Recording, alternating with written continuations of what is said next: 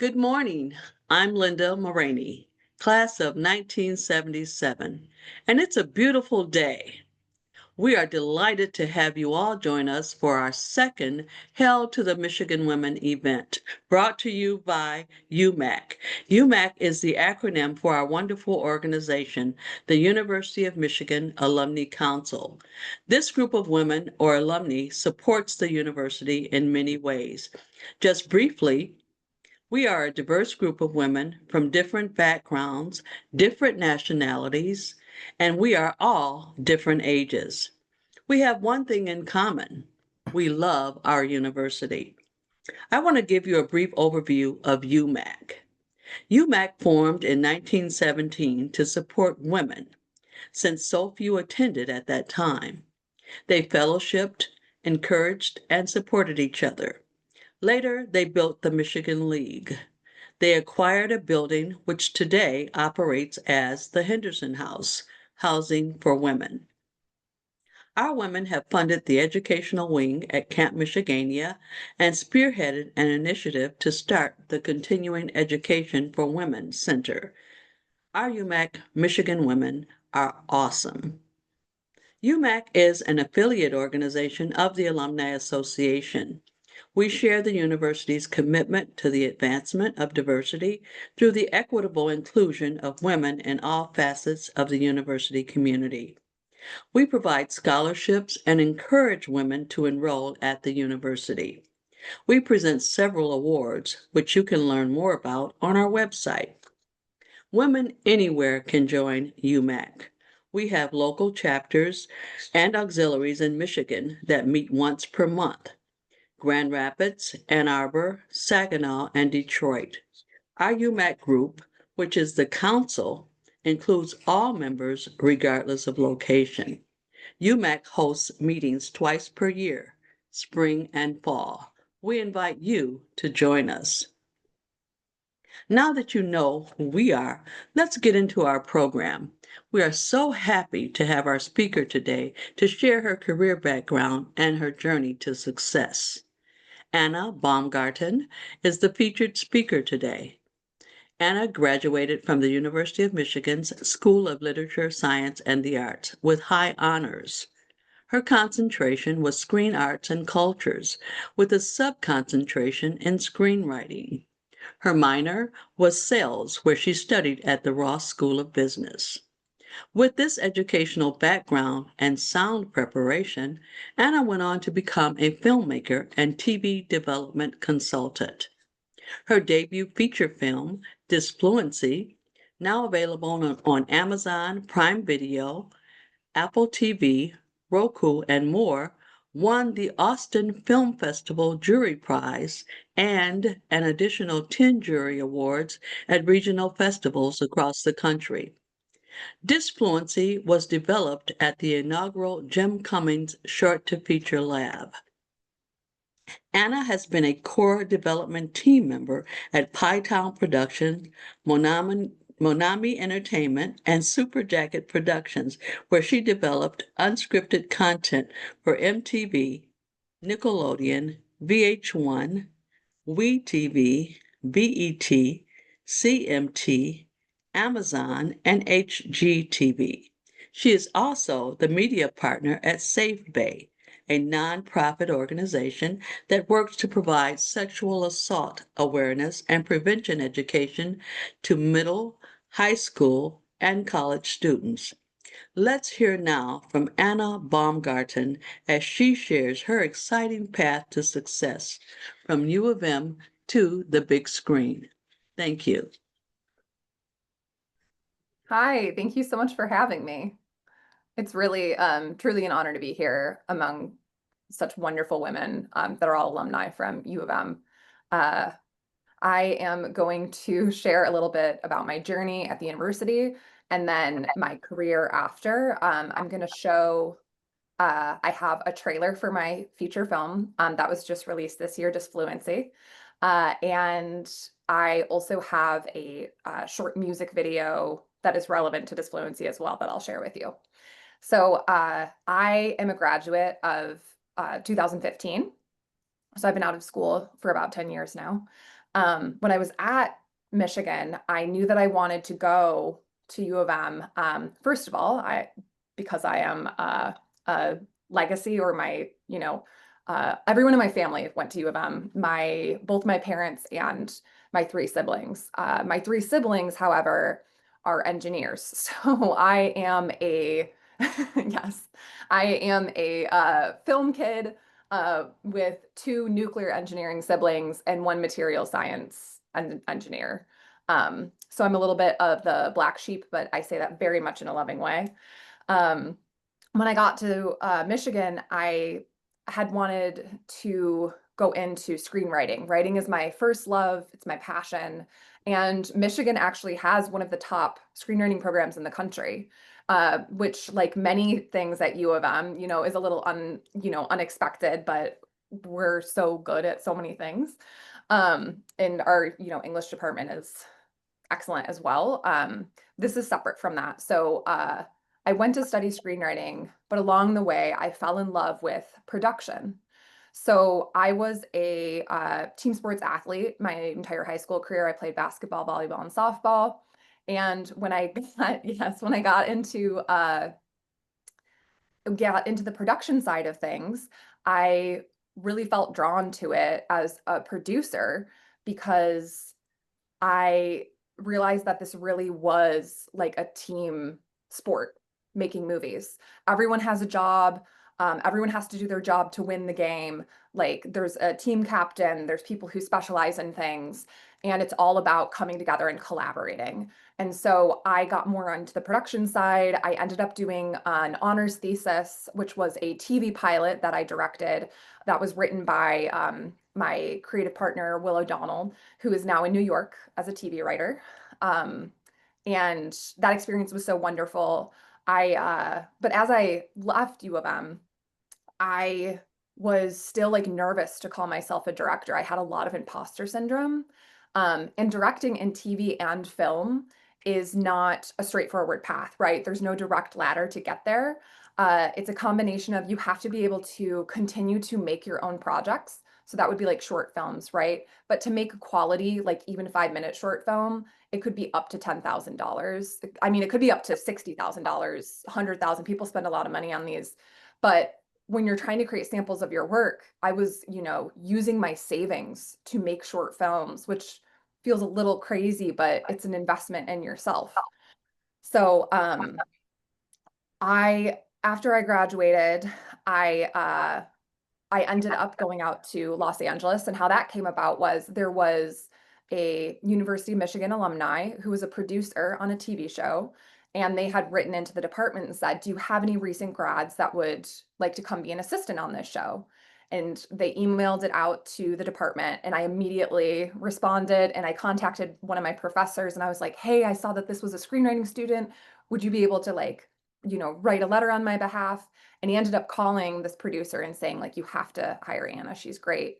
And the turnaround time for projects is very quick. And that I was like immediately, like the next week, like I flew out, I packed up my apartment, I moved to LA, and I ended up crashing on couches with friends, University of Michigan friends, for about 6 months while I was working jobs out there. And me and my dear friend, Max Berry, who is a University of Michigan alumni, who was editing or assistant editing at the time for Discovery in Washington, D.C., was making the move to LA. So we moved in together. I've actually been in that apartment for the last 10 years, which is kind of an anomaly in Los Angeles. There's usually a lot more moving and shuffling around.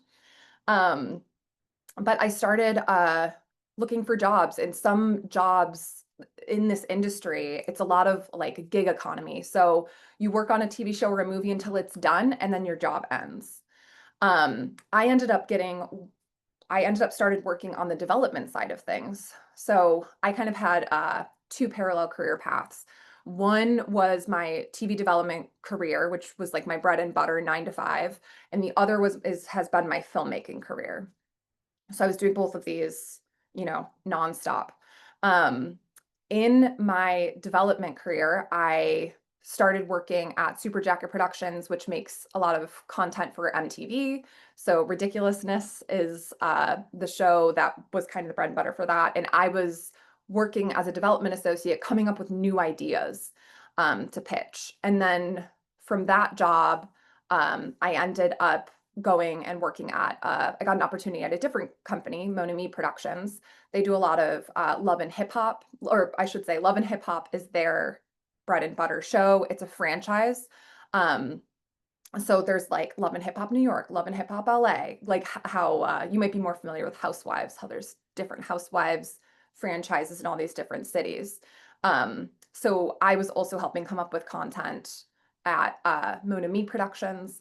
And then I ended up going from there to another company called Pytown, which does HGTV content largely.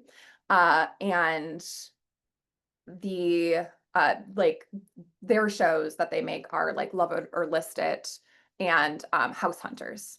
So that was really fun. I got to talk to a lot of home designers. I really, really enjoyed that job.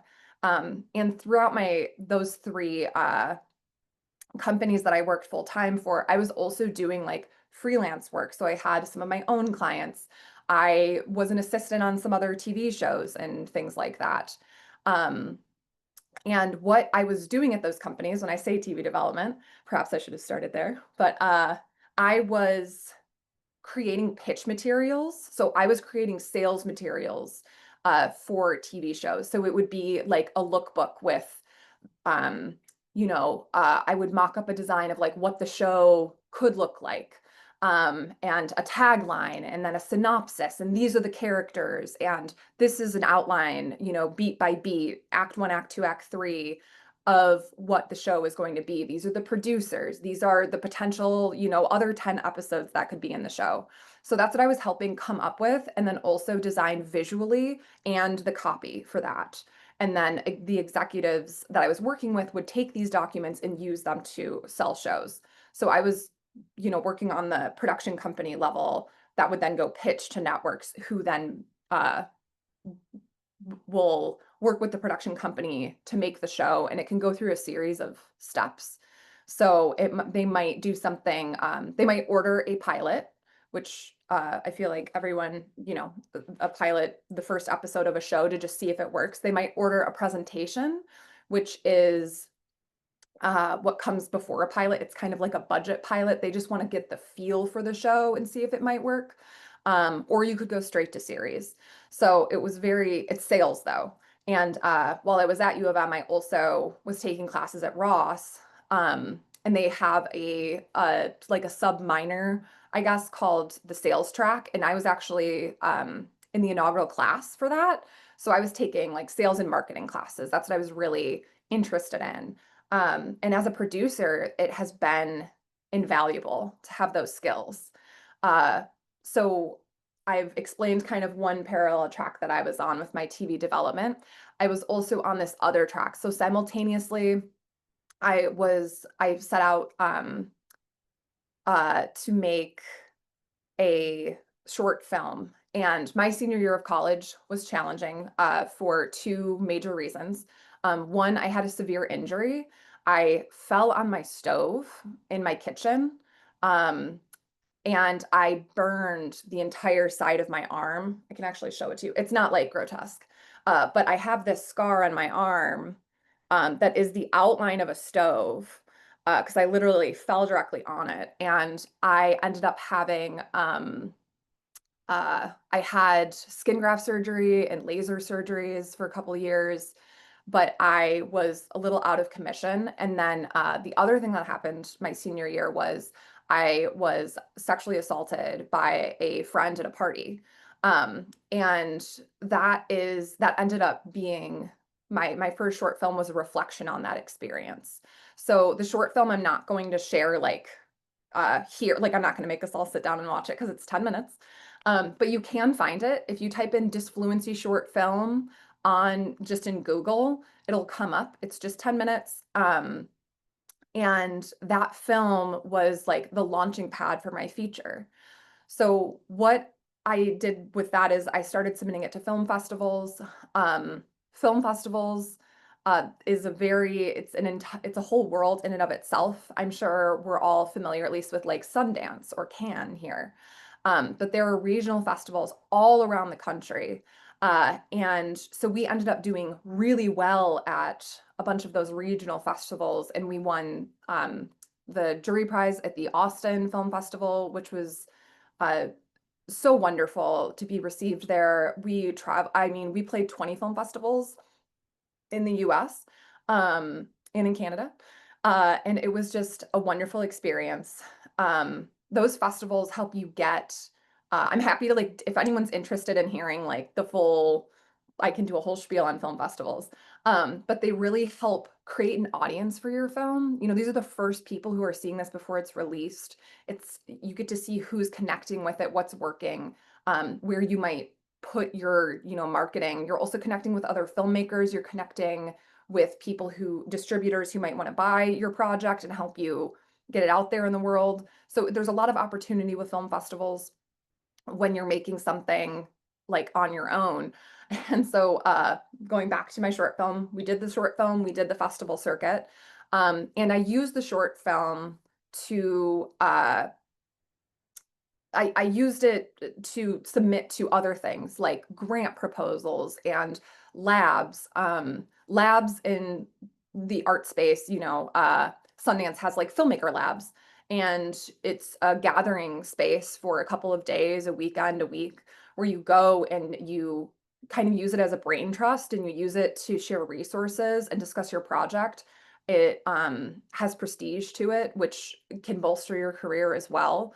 Um, it's Labs are excellent opportunities for projects and individuals. So the short film ended up getting into a lab that was about kind of turning a short project, 10-minute project, into a 90-minute film and the different ways you can go about doing that. So we got into this lab, and this lab really was it was kind of an epiphany space for me personally. And I ended up shooting the film 9 months. Like I had no script, I had nothing. I ended up shooting the film 9 months later. So I was writing, producing, I was working on my 9 to 5. Thank God I was like 24, 25 at the time because I was so uh I was just, you know, running on this adrenaline. And that is really what it takes to like get something like this off the ground. I was fundraising, so our film cost $250,000 to make, which is a lot of money. Uh, in the scheme of films, it is not. Like that is we were really, really like bootstrapping. And we ended up shooting it in Michigan. I grew up on a lake in Commerce Township, Michigan, on Lower Straits Lake. And so we filmed a lot of the movie in my backyard where I grew up. And at my grandmother's house, her kitchen, her dining room are in it. My aunt's house was one of the bedrooms. When you make a film, you kind of hodgepodge a bunch of different locations to make it look like it's all in one house, but really it's three that you used. We used a family friend's backyard. It really was like a labor of love, and the community in Commerce Township and like West Bloomfield area. My grandmother lived in West Bloomfield. We shot a little bit in Detroit. Everyone was very supportive, and my actors, who were all Los Angeles based, came out and they were like, "Oh my God, why didn't anyone tell us Michigan was this pretty?" And I was like, "I've been trying to tell everyone." So it really was so special to make this film that is like a love letter to my hometown and to my own life. Truly one of the greatest blessings and honors of my life. I will say, oh yeah, the film itself, when I went to expand it into a feature, so the short film, again, 10 minutes, it takes place while the character Jane is at college. And we see her at college with friends. We see her, uh, she goes through this assault at a party, and then the after. The feature film, I knew that I was going to be, you know, I was like, if I'm going to spend years of my life making this, I want to make a fun summer movie. And a lot of, you know, people were like, what do you mean you're going to make a fun summer movie about this? Like, that doesn't go together. And I was like, it will. Because the thing is, like, when it comes to personal traumas, our life keeps going. It's not just, I did not want to make something that was sad thing happens to sad girl and sad story. That's not real life. And so Jane goes home and she has this kind of teenage summer vacation with, the towny friends who stayed in her hometown and her sister's there. And we see her come to the realization of what happened to her because she's struggling with this imposter syndrome and she's fighting this. She's trying to say everything's okay, like nothing's wrong. So for me, it was very important to capture the nuances of an experience like this. Because it wasn't until a year after I had gone through my own experience that I started talking about it. And for a lot of women, it's much longer.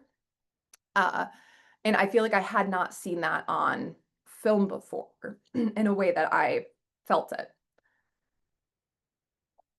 So we shot the movie in 2000, end of 2019. COVID happened, which feels like a very general thing to say about years of our own lives. But COVID happened, and we were stopped down for a bit. We didn't know what was going to happen. We didn't know when the next in-person film festival would be. We ended up taking that time to like really edit. My editor was in New York. I was in Los Angeles. We were on our computers working on this together. And we ended up premiering in 2021 at film festivals in the fall, the late fall. And then we were on the festival circuit for 2 years. We were looking for distribution, which indie film distribution, the landscape is constantly shifting. It really, really is the Wild West. As I'm sure you all know, like people are watching, I mean, I say kids, everyone's watching TikTok and content in these different forms now. TV is shifting. What's popular 10, 5, 2 years ago is not the way that things are going now.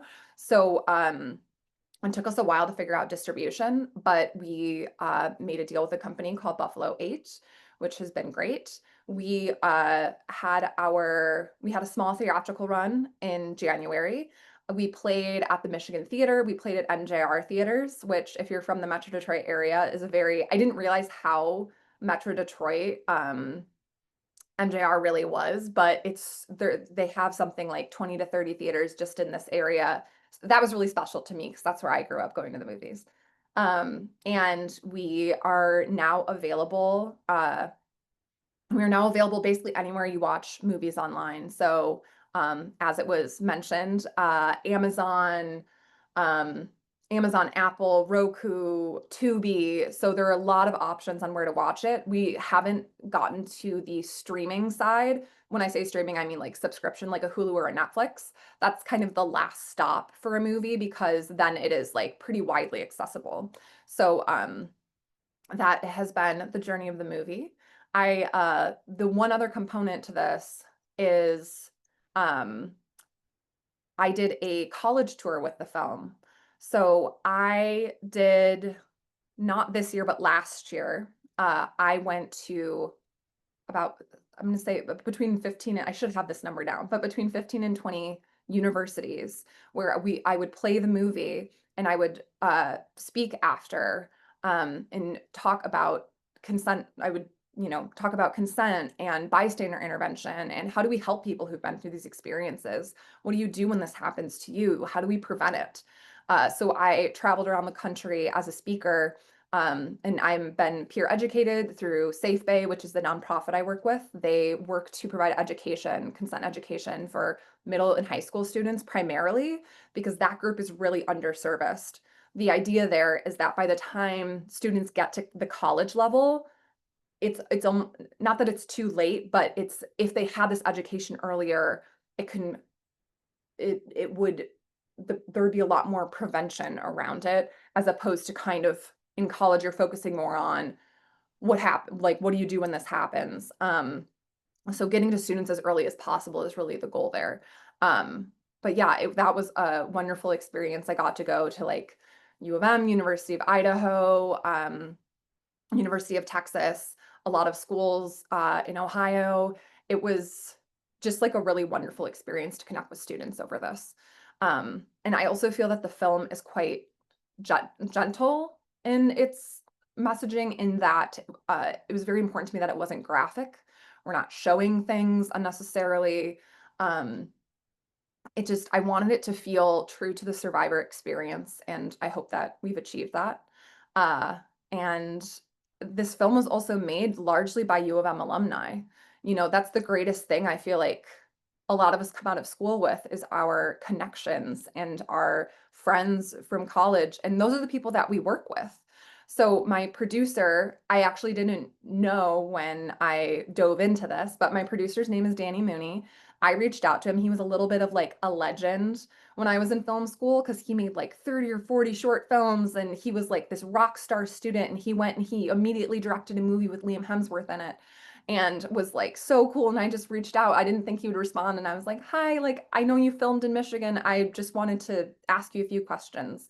And that he ended up, calling me, and that phone call ended up being 3 hours. And by the end of it, he had agreed to make this movie with me. And so Danny is my right-hand person. Can't say enough beautiful things about him and his work. Um, and all of the crew, like, it was a lot of people either based in Michigan or U of M grads who were out in LA and New York. So it really was like a coming home in so many ways. Um, so that's been my journey.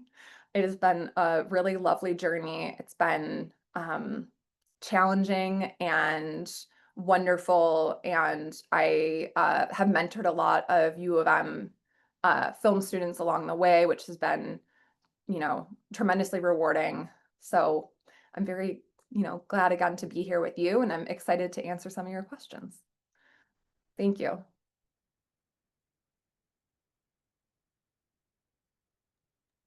Thank you, Anna. We truly, truly enjoyed that. I'm so excited. I was making notes and all and had so many questions. Roberta sees all my questions in the chat, but that's an exciting journey from U of M to what you're doing now.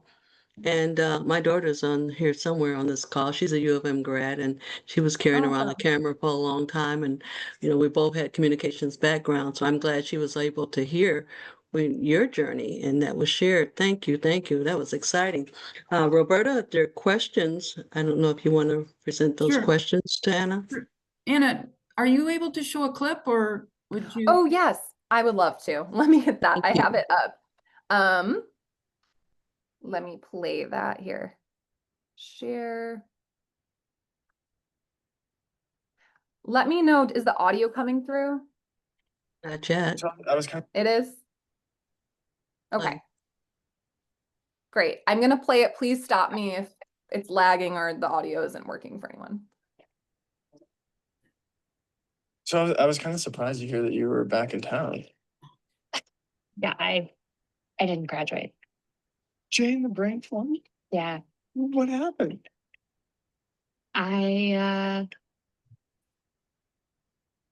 What happened? What happened? What happened? I just got there. What's that?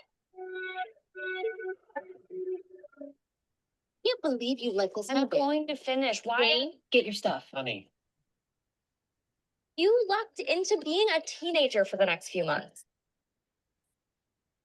The neighborhood reunion. Dude, you've had a crush on him since you were 5. I say go for it. Oh, wow. You have a kid. Yeah, not great at keeping up. What are you doing? For goodness sake. You sure you're okay? Yeah, sorry. Used to be my little blue jay. Now you're all grown up. What happened?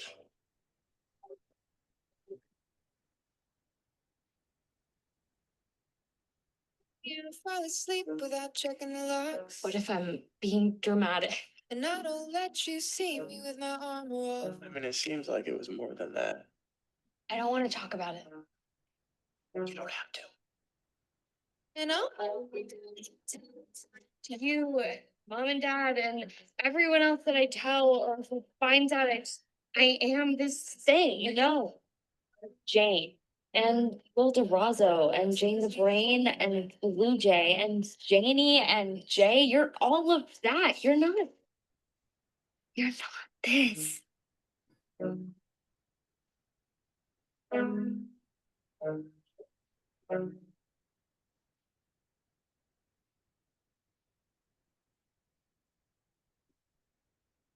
Amazing.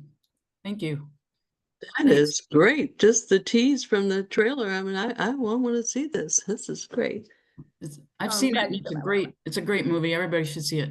Okay, Yes. here's a question. Oh, I'm real quick. I'm adding the link to the chat because I think that you probably couldn't hear the soundtrack. Like it was a Yeah, little choppy, but you can check it out. In the score, I am in love with the score.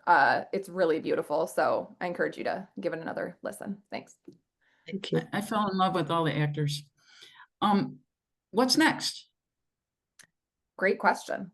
I am working on a couple of I have a couple of feature films that I've written. I'm hoping to make a second feature in the next year or two. I'm also working with a U of M alumni, Nick Scardarossi, who is in the acting school. It is a film that we're about to start doing fundraising for. So we're looking for investors, and it is a movie. It's a movie where a doctor gives a cancer diagnosis to a patient and ends up spending, the day with her to kind of like talk through this. But it takes place on Halloween, and he's dressed as the devil when he gives her this diagnosis. Um, so it's like a small town kind of cancer comedy movie that is a lot about life and overcoming or coming to terms with the good and the bad in the world. And I'm really excited about that one. So that's like next on my docket. And yeah, we're going to start rolling out materials for that this fall to try to get some fundraising going. So hopefully we can shoot next year in the fall in Michigan. Yeah. What do you let friends and family invest in your films? I do. Well, I mean, it's kind of like, I don't know if anyone here's run fundraisers. I'm sure all of you have at some point, but they're your first fans and champions of your project and all of these things. Um, I will say with Disfluency, all of the money that came in initially was from investors that I had not met prior to doing the project, which is kind of rare. But I had friends and my executive producers. The executive producer on a project, it can mean a variety of things. On this project, they were like um, they their company was attached to it. They mentored me a lot. They were hands-on, but they weren't hands-on in the making of the movie. They were hands-on and like as advisors. Um, so they helped me a ton, but they connected me with folks. Um, and I did definitely had family and friends contribute 100%. But it was really an eclectic like mix of financing. Okay. How do you, one of the questions is interested in how you get paid from these companies who make your film available, and do distributors get paid to show your film, and how does all that background work? Yeah, absolutely. So there are so many different ways to skin a cat, per se. Some filmmakers with indie films will make a worldwide all rights deal with a distributor and they just hand over everything. And they distribute it how they see fit. You get funding that comes in. Um, and we didn't actually do that because in our case, we don't have a huge celebrity in our movie. We don't have like a huge visibility. So I knew that a lot of our return would come from the grassroots, come from like a grassroots way. So I actually handled all of our theatrical distribution. So I was calling theaters and putting it in theaters, making deals. And that way we didn't have to do a split with a distributor. We got to get all the funds that came in. And you're not going to make a bunch of money theatrically on an indie film. It might be, I mean, that part of it, right? Like the theaters, like maybe a couple thousand. If you do something that's broader, maybe more than that, but that's not like your money making spot. That's going to be your visibility spot. And we had press come to screenings at theaters. We worked with some awesome organizations like American Cinematheque out in LA. The feature film is female. They provided moderators. So that's like how that works. Now I'll break down how distribution works in today's world. You make a deal with a distributor, usually who helps place it on platforms. So there are VOD, which is video on demand. there are 3 major video on demand levels, or stages, I should say. So first is TVOD, transactional video on demand. So that's going to be like Amazon. Like when a blockbuster movie comes out and you're paying $25, $30 on Amazon or Peacock or HBO to watch it, right? That's transactional video on demand. So it'll be there for a couple of weeks, couple of months. And then it goes to AVOD, which is advertising video on demand. And that is going to be, there's services like Roku and Tubi. Those you can't pay your way out. Like you have to watch ads during that. That's AVOD, and that is great because it's free for people.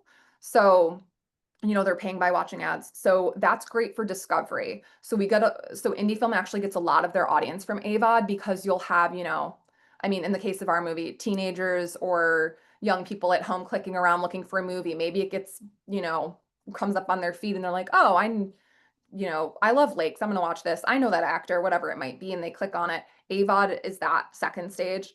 The third stage is SVOD, which is streaming video on demand. And streamers, again, they're subscription based. So that can also be like your Peacock, Hulu, Netflix, all of those things. And so those are the 3 major like ways that you release. There's also airlines in there. There's all these other stages, then there's international. Um, there's educational components like I don't know if you're familiar with Canopy, but Canopy is the library streamer. A lot of schools use it. Swank is another platform where you pay a fee to show movies to a group of people because you can't just you technically can't just stream a movie on Netflix for a group of 300 people. You have to pay for that licensing. So all of these little components, and then what we haven't done is we haven't gotten, so we're just released in the US. We haven't finalized our international deals, but it'll be like a similar structure there. So that is kind of how that is broken down. And then yeah, I mean, people get creative. People host like this. They'll charge, you know, tickets to do a Q and a director or to watch the movie and then have a Q&A with the director. So it's really kind of a hodgepodge of things. And then your distributor gets percentages. Obviously, all of the platforms take their percentages, which are very high. Unfortunately, I'm not going to sugarcoat it, but there are some, you know, I'm sure, you know, there's been the writer's strikes, there's been the actors' strikes, there's a lot of things in Hollywood that are shifting, there's AI. So in terms of how people are getting paid out, what the percentages are, what's going on, it's constantly shifting. And so what I'm focusing on mostly is delivering to my audience, starting these important conversations. And, you know, my dad always told me that if you do what you love, like the money will come, you know, really have passion for what you're doing. He's a mechanical engineer from the University of Michigan. My mom's on here. She's a poli-sci engineer, or not poli-sci engineer. She's a poli-sci major from U of M. So yeah, so I hope that answered the question. That's great. Thank you. Mhm. So another question was, do you own the rights to any of the shows you've created, and can they use your ideas elsewhere? Great question. So when I was working full time at those 3 companies, I don't own any of the rights to any of the shows, any of the ideas, anything like that. It was my job there to create those concepts. I have independently worked with some talent, like to try to get a cooking show off the ground or a home show off the ground where I have like a deal in place, but I haven't, those haven't taken off. I do own all the rights to the movie. That was important to me too. So I have final say over everything. It's really like it's really like running a small startup. And every movie you make is like another small startup. Yeah, so that's my response. Okay. You mentioned your Ross class as being valuable in your career, but were there any film courses that stood out as favorites as well? Oh, great question. Yeah, absolutely. So, the University of Michigan in North Quad, which when I was there I got to school in 2012. 12, yeah, 2012. They had North Quad had just kind of opened up. They have three full-size studios in the basement, like movie stages, and TV stages. The really state of the art, really impressive. So we had a lot of production classes. Those were super beneficial. The screenwriting classes were also, I mean, I use everything. I use like worksheets that I got in my screenwriting class to this day when I'm like working jobs. Um, and the screenwriting courses were competitive. So it was like anyone could sign up for the 101 version. And then by the time it was my senior year, I was in a class with like 6 other people. So it was really, really small and personalized. And that was like tremendously helpful. Jim Bernstein and Robert Rare, who are Jim's retiring and Robert had retired recently. They were really like bolstering the production and the screenwriting side of things. And I thought that was, I mean, that was truly amazing, those courses. Great.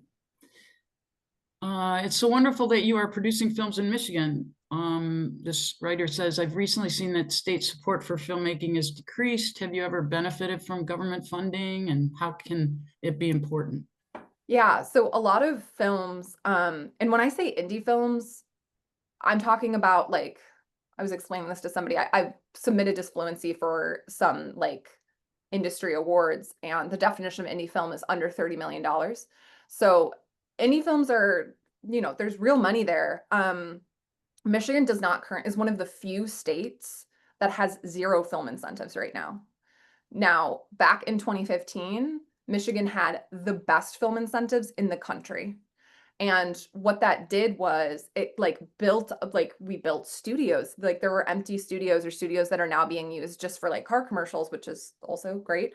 But we kind of like we halfway invested into this idea and then cut it off entirely, which to me is like the worst thing you can do. It really needed that time to grow. Atlanta, for example, is like the second Hollywood in America now. And they weren't at the time, but they put the film incentives in and they were patient and waited. And now it's like a booming economy. So I will say film incentives and government support are incredibly important for all film and TV making in the country. And TV shows and movies of all like indie and studio make decisions about what state they're going to shoot on based on how much support exists there. So it's incredibly important. I love Michigan and I will continue to shoot here because of that.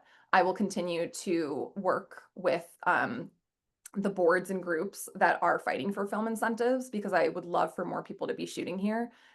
I mean, we've got literal oceans and literal sand, like sand dunes. You can like every season. I mean, I think Michigan is gorgeous. I just want everyone to see it. But I'll continue shooting here as long as I can and it makes sense for projects. So yeah. Okay, your mom submitted a question, so I got to ask it. Is Imagination still on campus? Yes. So when I was at U of M, Imagination is the like film club. So we were making movies, making all these short films in class, but Imagination was for anyone that wanted to make projects. So, which was amazing because it wasn't just film students. I was working with like med students and other art students and engineers who just loved the idea of like, making movies. And that was really cool. And I was the president of it and my senior year. And uh, it was really like, and we screened at the Michigan Theater. So it was really like, I mean, those are a lot of the relationships that worked on the movie. Like Kevin Baru, who was the president before me, as a senior, he edited Disfluency. And he's like editing Apple TV shows now. Like it really was where the go-getters were. I love Imagination. And if you ever are able to like see any of their student work or anything, they're great to support. Okay. Tell us a little bit more about your honors thesis or film. Yes. Okay. So my honors thesis was a TV pilot about a brother and sister who got kicked out of every school in their area in New York. And they were sent to dual private school, St. Mary and St. Joseph's. I went to Catholic school, K through 8th, St. Patrick's in White Lake. So I had, knew the same 30 kids my whole life. That was a big part of my upbringing. So Will O'Donnell, who is he was my roommate and he's one of my creative partners. He's a writer. So he wrote this pilot and I directed it. But it was about this brother and sister going to these schools and kind of infiltrating in that they ended up like smuggling in like booze and cigarettes and all other kinds of things. So it's kind of like a prison theme of like Orange is the New Black, but total comedy. It was critique on private school. It was the time of my life. So it's not available anywhere. But maybe I should make it available. I still like very much love that show, and he still has the script, and we still like every once in a while we'll be like, I showed the script to like this executive, like maybe they'll like it. And so if I could make that show one day, I definitely would. Have you shown it at your school reunion? I haven't yet, but we definitely screened it at the film festival the official film festival for the film school is called Lightworks. So we screened it there, and we wore the Catholic school uniforms that we used that the actors wore. So I was in like my plaid skirt and a blazer at the screening. It was a blast. Okay, we got a few more minutes. On a more serious note, what can a group that is interested in supporting women at Michigan do to help prevent sexual assault on campus? That's a great question. So wait, let me make sure I understood it. What can a female-led organization do to help like get involved? Yeah. So SAPAC on campus is the sexual assault prevention org. They're great. They always need help. They are always willing to collaborate on things. Or I guess I shouldn't speak for them and say always, but they collaborate on a lot of things. I believe there's a Take Back the Night chapter at U of M. So there are definitely ways to get involved. I will say this. I'm still trying to get more screenings of disfluency out there in an educational sense, because I really the feedback I've received is that it's not pandering. It doesn't feel like, kids don't want to sit and like watch a movie that's educational. But the conversations that it stirs up, I've shared it with Greek life at other schools. I would really like to find a way into sharing the movie more broadly with Greek life. Because I feel like they're the trendsetters. They throw the parties on campus, right? Like that's a really important like organization to get involved with. So I will selfishly say, host a screening of Disfluency or promote it on campus. But yeah, there are a lot of orgs at U of M that are willing to collaborate. And I think synergy across organizations, synergy across clubs at U of M can be like tremendously helpful. Thank you. Okay, let's see. That's all the questions I've gotten, except for whether you have hooked up with David Allen Greer. I don't know if I have. I don't know if But I anybody, will. if he's a U of M grad, and I don't know, maybe somebody here has his information they can share with you. David's from the Detroit area. He was in the speech department, communications department when I was there. But he's been in Living Colors and all of those other movies. He's in some things now, but he comes back to Detroit. He goes down to Palmer Woods. He performs, so he still stays connected to Detroit and to U of M. So I just didn't know if like there's a time that you all are on campus, with the acting thing, and we had classes together, and I couldn't do what he did, so I fell by the wayside, and so I'm glad that he did. Hopefully you can connect with him. Yeah, that would be wonderful, truly. Yeah. Okay. So we thank you. Anna, this was just so enlightening. Roberta, I don't know if you have any other questions. No, that's it. That's it. Well, I'm sure we all are just appreciative of you taking your time to just be with us today. And it Yeah, just it's great to know that there's so many wonderful women who are willing to share and support each other. And I love what you said about mentoring the other young people. And very what I important. found too is wherever you go across the country, when you say U of M, there's somebody in another city or state who will really embrace you and help you. And I love that support. I just wanted to share that anybody who attended or who is attending or who graduated from U of M or who even just wants to support our mission can actually join our UMAC group. We just love it that you would love to support us. We have our next event coming up. Wanted to share that with you. So October 25th, we are back on campus at the Michigan Union for our fall meeting. So the information is on the screen and you can register by going to our website. And we just encourage everybody to come out and support this event. We will present the Athena Award to Barbara McQuaid. She's awesome too. She's still on campus now teaching in the law school. So again, we just support each other. This is a great group. I'm proud to be a part of it. And Anna, your mom's welcome to come too. I hear she's still in Michigan. So come on, join us Yeah, October 25th. And Anna, we wish you the best. Thank you, thank you, thank you thank so you. much. You're And I welcome. would, my final request, is if thank you so much for being here, everyone. If you have the time to watch Disfluency, that would be incredible. Like I said, this is very grassroots. Like every single audience member means something to me. So I ask that if you have the time, please watch Disfluency. If you enjoy it or you don't have the time, please recommend it to somebody. That's just my parting words. Uh, I'm very grateful for this community as well. And thank you again for taking the time to, invite me here and be with me. Thank you. Well, Thank you so much. we want to thank you. Everybody can just applaud you and just say, great, great job. We appreciate you. Roberta? Thanks, everyone. Enjoy your day. Thanks, Anna, so much. Thank you. Bye now. Bye.